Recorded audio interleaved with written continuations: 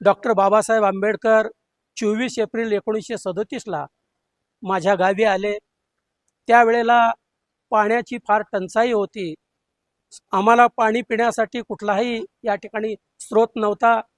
सवर्ण लोक आम्हाला विहिरीला शिवू देत नव्हते।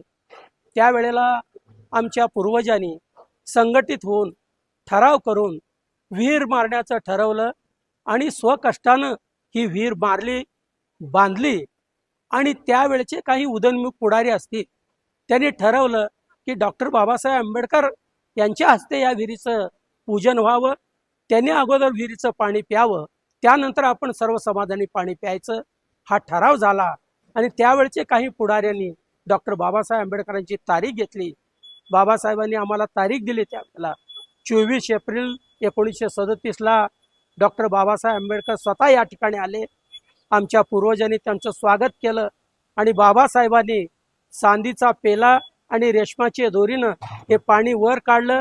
अगोदर त्यांनी पाणी प्राशन केलं, नंतर आमच्या समाजाने एक अमृत असल्यासारखं हे पाणी तेव्हापासून या ठिकाणी प्राशन करतोय। या विहिरीला मोठा इतिहास आहे। आज तागायत 24 एप्रिल हा दिवस आम्ही दिवाळी दसऱ्यासारखा या ठिकाणी साजरा करतो।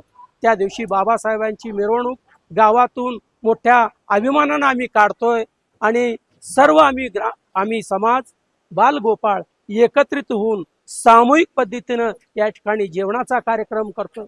हा सण आम्हाला दिवाळी दसऱ्यापेक्षाही या ठिकाणी मोठा वाटतोय। आम्हाला अभिमान आहे, डॉक्टर बाबासाहेब आंबेडकर आमच्या वडसंगला येऊन आम्हाला आशीर्वाद देऊन